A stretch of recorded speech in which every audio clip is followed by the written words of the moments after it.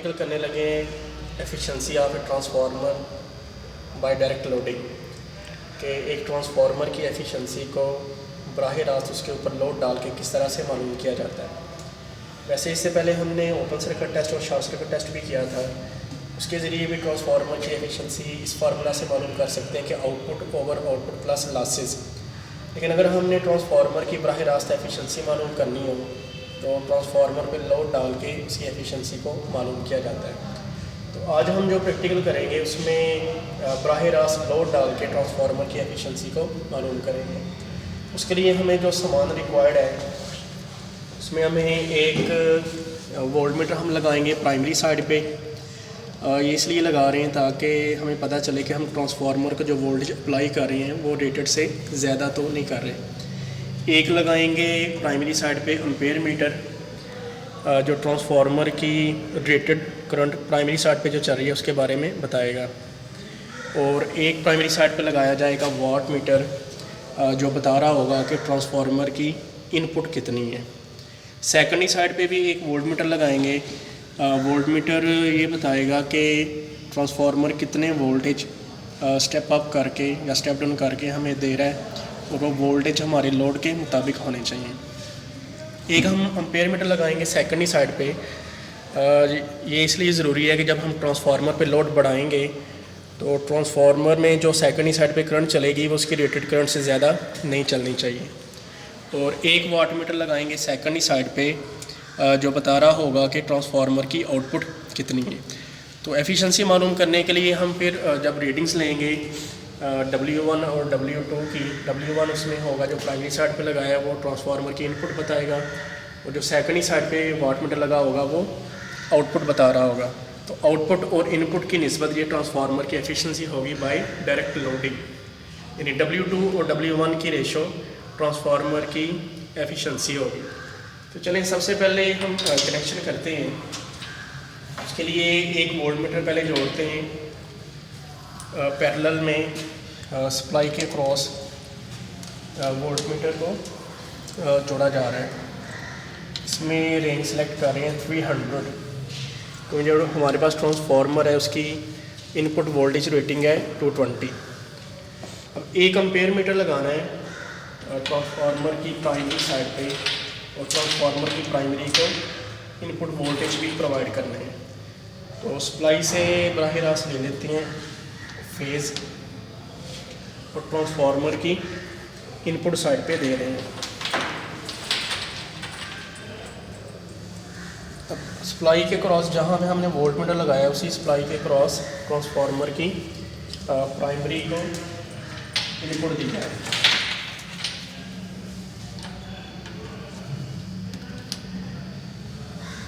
अब एक ampere metre लगाते हैं ट्रांसफार्मर की प्राइमरी साइड पे, जो ट्रांसफार्मर की प्राइमरी करंट को बता रहा होगा। उसमें फेज लेते हैं और यहाँ पे एक लगा देते हैं एम्पेयर मीटर। अब ये होगा जो I1 बता रहा होगा। तो एम्पेयर मीटर को चूँकि सीरीज़ में जोड़ा जाता है और आगे जहाँ पे हमें फेज़ रिक्वायर्ड है वहाँ से यहाँ से फेज़ निकाल के वहाँ पे फेज़ देते हैं। तो यहाँ पे देखें कि जो रेंजेस हैं 0.25 एम्पेयर है और जो ट्रांसफार्मर की रेटेड करंट है वो भी 0.25 एम्पेयर है। तो ये वाली जो रेंज है ये मुनासिब है कि इसको हम सेलेक्ट करें। अभी हमने फेज़ एम्पेयर मीटर से लेके आगे वाट मीटर की करंट कॉइल पे लगा रहे हैं।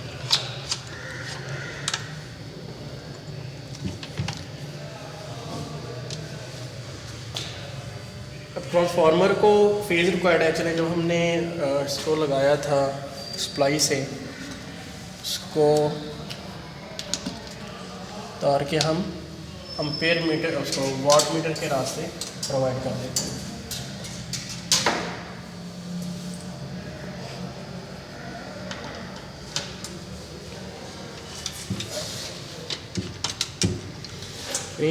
अभी तक हमने एक वोल्ट मीटर सप्लाई के पैरेलल लगाया, एम्पेयर मीटर सीरीज़ में और एक वाट मीटर की करंट कॉइल को सीरीज़ में लगा के और इसके रास्ते ट्रांसफार्मर को फेज़ दे दिया और जो ट्रांसफार्मर को न्यूट्रल देनी है वो हमने मेन सप्लाई से दे दी।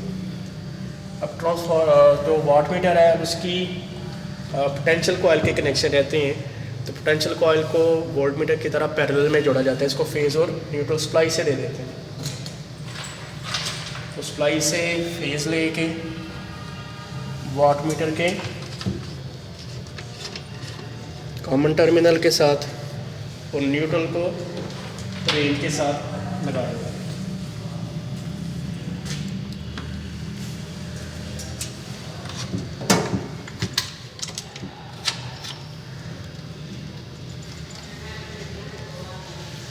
अब प्राइमरी साइड के कनेक्शन मुकम्मल हो चुके हैं। अब सेम इसी तरह के कनेक्शन हमने सेकेंडरी साइड पे करने हैं।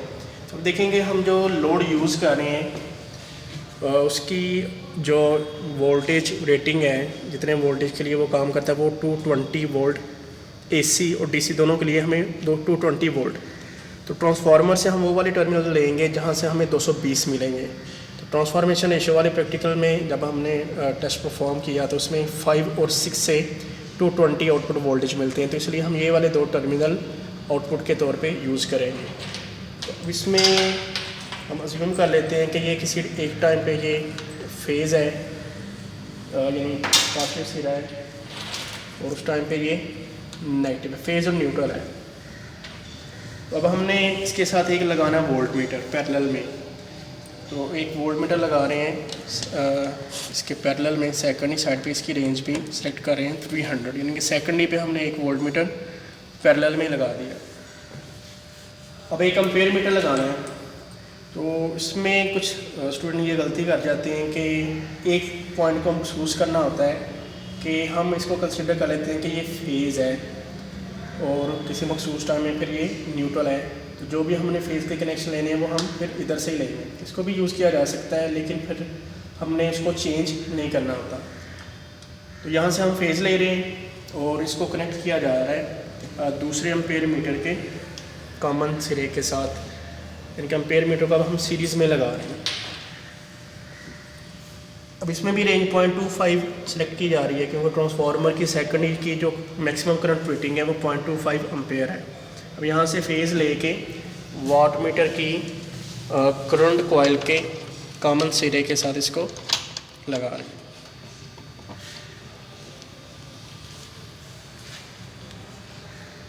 और इससे आगे हम अब फेज़ रिक्वायर्ड है लोड के लिए। तो ट्रांसफार्मर इसमें जो वाट मीटर है उसकी करंट कॉइल से ये फेज़ निकाल के इसको आगे लोड के साथ कनेक्ट कर रहे हैं। देखें कि लोड को फेज़ मिल गया और हमने इसको फेज़ कंसीडर किया हुआ था। तब जो न्यूट्रल देनी है वो ट्रांसफार्मर के दूसरे सिरे के साथ इसको कनेक्ट करेंगे।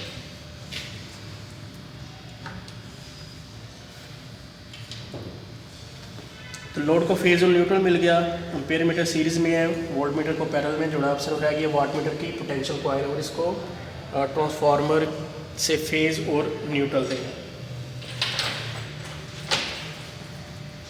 तो ये फेज़ है, इसको वाट मीटर 2 की वोल्टेज कॉइल जो पोटेंशियल कॉइल है उसके कॉमन सिरे के साथ जोड़ा जा रहा है। और न्यूट्रल को जोड़े हैं पोटेंशियल कॉइल वाट मीटर 2 की पोटेंशियल कॉइल की रेंज 120 के साथ। अब ये हमारे कनेक्शन मुकम्मल हो चुके हैं। हमने प्राइमरी साइड पे एक वोल्ट मीटर पैरेलल में, एम्पेयर मीटर सीरीज़ में और एक वाट मीटर को जोड़ दिया। और इसी तरह हमने सेकेंडरी साइड पे भी एक वोल्ट मीटर पैरेलल में, एम्पेयर मीटर सीरीज़ में और एक वाट मीटर को जोड़ दिया। अब ये जो वाट मीटर है ये W1 इनपुट ट्रांसफार्मर की इनपुट बता रहा होगा और ये वाला वाट मीटर ट्रांसफार्मर की आउटपुट बताएगा। तो सप्लाई को ऑन करने से पहले इसको नाप को 0 पे चेक करते हैं और ये भी चेक करते हैं कि जो हमारा लोड है वो भी ऑफ होना चाहिए। तो जब सप्लाई ऑन करेंगे तो उसमें सबसे पहले हम ट्रांसफार्मर को रेटेड वोल्टेज 220 वोल्टेज देंगे और उसके बाद ट्रांसफार्मर पे जब लोड बढ़ाएंगे, लोड को ऐड किया जाएगा।